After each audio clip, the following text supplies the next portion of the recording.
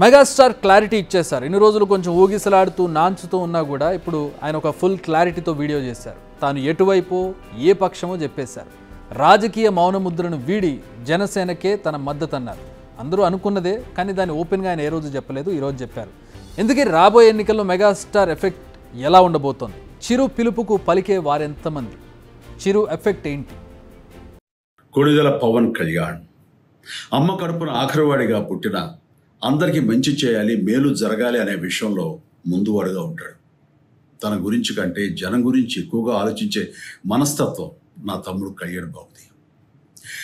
ఎవరైనా అధికారంలోకి వచ్చాక ప్రజలకు ఏదైనా చేయాలనుకుంటారు, కానీ కళ్యాణ్ తన సొంత సంపాదనని కౌలు రైతులు కన్నీళ్లు తుడిచేందుకు ఖర్చు పెట్టడం, సరిహద్దు దగ్గర ప్రాణాలొడ్డి పోరాడే జవాన్ కోసం పెద్ద మొత్తం అందివ్వటం, అలాగే మత్స్యకారులు ఇంకా ఎందరికో తాను చేసిన సహాయం చూస్తుంటే ఇలాంటి నాయకుడు కదా జనానికి కావాల్సింది అనిపిస్తుంది. ఒక రకంగా చెప్పాలంటే సినిమాలోకి తను బలవంతంగా వచ్చాడు, రాజకీయాల్లో మాత్రం ఇష్టంతోనే వచ్చాడు. ఏ తల్లికైనా తన కొడుకు కష్టపడుతుంటే గుండె తరుక్కుపోతుంది. అలాగే ఏ అన్నకైనా తన తమ్ముడు అనవసరంగా మాటలు పడుతుంటే బాధ వేస్తుంది. అలా బాధపడుతున్న నా తల్లికి ఈ అన్నయ్యగా ఒక మాట చెప్పాను. నీ కొడుకు ఎంతోమంది తల్లుల కోసం, వాళ్ళ బిడ్డల భవిష్యత్తు కోసం చేసే యుద్ధం అమ్మా ఇది. మన బాధ కంటే అది ఎంతో గొప్పది అన్నాను.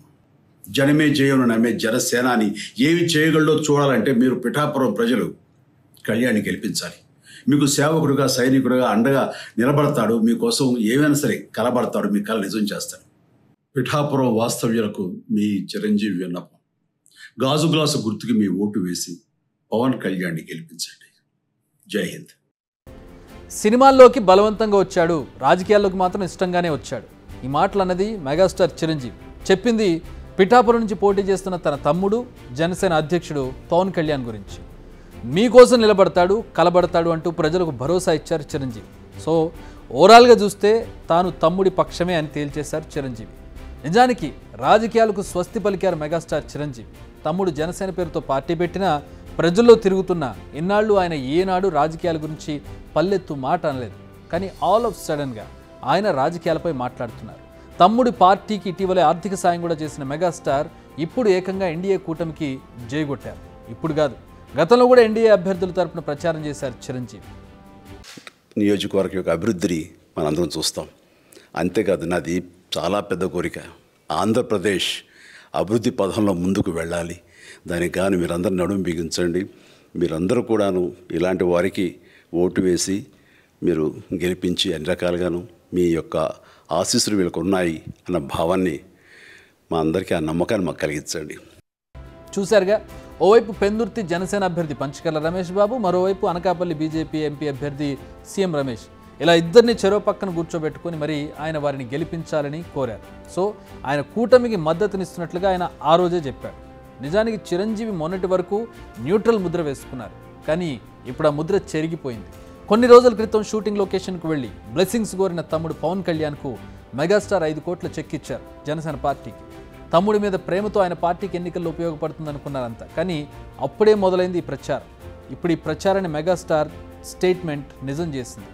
అంటే శంఖంలో పోస్తే కానీ తీర్థం కాదన్నట్టు ఆయన ఎన్ని పరోక్షంగా చేసినా, ఎంత పరోక్షంగా మాట్లాడినా ప్రత్యక్షంగా నేను ఇది అని చెబితే తప్పితే దాని ఎఫెక్ట్ అనేది ప్రజల్లోకి వెళ్ళదు. సో ఇప్పుడు అదే జరిగింది.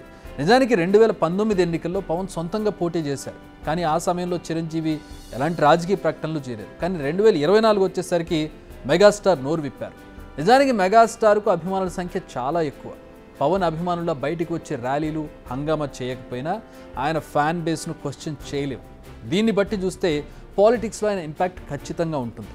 ఆయన ప్రజారాజ్యం పార్టీ స్థాపించి ఒంటరిగా బరిలోకి దిగి 18 సీట్లు సాధించారు. నిజానికి ఇది మామూలు విషయం కాదు. అటు టీడీపీ, ఇటు కాంగ్రెస్, అంటే చంద్రబాబు, వైఎస్ఆర్ లాంటి రాజకీయ ఉద్దండులు ఉండగా పోటీ చేసి 18 సీట్లు సాధించారు megastar without any political background. Number చిన్నగా కనిపిస్తున్నా ఇంపాక్ట్ మాత్రం చాలా పెద్దది. అసలు తిరుపతి సభ చూసిన రోజు చిరంజీవి ఫాలోయింగ్ని అర్థం చేసుకోవచ్చు. అయితే ఇవన్నీ ఓట్ కింద కన్వర్ట్ కాకపోయినా ఆయన ఒక సిగ్నిఫికెంట్ ఫ్యాక్టర్ అయితే మాత్రం అయ్యారు ఆ టైంలో. సో చిరంజీవి పొలిటికల్గా ఇంపాక్ట్ చూపించగలరు. సో మళ్ళీ ఇన్నేళ్ల తర్వాత ఆయన నోరు తెరిచి తమ్ముడిని గెలిపించాలని కోరుతున్నారు. ఇటు సొంత సామాజిక వర్గంతో పాటు ఇతర సామాజిక వర్గాల్లో ఉన్న ఫ్యాన్స్ను కూడా చిరు మాటలు కదిలిస్తే మాత్రం అంతో ఇంతో ఎఫెక్ట్ ఖచ్చితంగా ఉంటుంది. చిరు మాటతో ఇక చిత్రసీమ కూడా అలర్ట్ అయినట్టు కనిపిస్తోంది.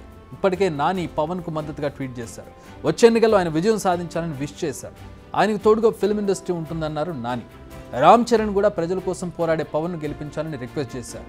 సో చిరు ఎంట్రీ అండ్ పవన్కు అండగా ఉండాలన్న మెసేజ్తో ఇప్పుడు ఫిల్మ్ ఇండస్ట్రీలోని పెద్దలు కూడా పవన్కి అండగా ఉండేందుకు కదిలే అవకాశం కనిపిస్తుంది. ప్రధానంగా ఫిల్మ్ ఇండస్ట్రీలో చీలికలు ఉంటాయి అని అనుకుంటూ ఉంటారు. కానీ ఇక్కడ టీడీపీ అంటే బాలకృష్ణకు సంబంధించినటువంటి వర్గం కావచ్చు, ఇటు చిరంజీవికి సంబంధించినటువంటి వర్గం కావచ్చు, ఈ రెండు ఒకటే దగ్గర ఇప్పుడు కలిసి పోటీ చేస్తున్నాయి. కూటమిలో అటు బాలకృష్ణ ఉన్నారు, ఇటు పవన్ కళ్యాణ్ కూడా పోటీ చేస్తున్నారు. పవన్ కళ్యాణ్ అంటే మెగాస్టార్ ఫ్యామిలీకి సంబంధించిన వాళ్ళందరూ కూడా ఆయనకు సపోర్ట్ చేస్తూ ఉన్నారు. అలాగే మెగాస్టార్ ఫ్యామిలీ సినిమా ఇండస్ట్రీలో ఒక పెద్ద స్థాయి వర్గాన్ని తన వెనుక ఉంచుకుంటుంది. సో ఆ వర్గం అంతా కూడా ఇప్పుడు ఆయనకు సపోర్ట్ చేసే అవకాశం కనిపిస్తుంది. ఇటు బాలకృష్ణ వర్గానికి సంబంధించిన యాక్టర్స్ కావచ్చు, సినీ ఇండస్ట్రీ కావచ్చు, ఆయనకు మద్దతు పలికే అవకాశం కనిపిస్తుంది. సో ఓవరాల్గా చూస్తే cinema industry, majority of cinema industry మొత్తం ఇప్పుడు కూటమి పక్షాన్ని ఉండే అవకాశం కనిపిస్తోంది. ప్రధానంగా చిరు ఇంపాక్ట్ మొదలైనట్టుగా కనిపిస్తోంది. మరి ఈ డైలాగ్స్ అండ్ ట్వీట్స్ ఎంతమందిని ఓటర్లను కదిలిస్తాయి, పోలింగ్ బూత్లకు ఎంతమందిని నడిపిస్తాయి, గాజు గ్లాస్కు ఓటేసేలా చేస్తాయి, లేదా టీడీపీకి లేదా కూటమికో బీజేపీకి ఓటేసేలా చేస్తాయి అనేది ఇప్పుడు అసలు ప్రశ్న. బిగ్ టీవీ అవుట్లుక్ కథనాలు నచ్చితే వెంటనే బిగ్ టీవీ ఛానల్ ను సబ్స్క్రైబ్ చేయండి.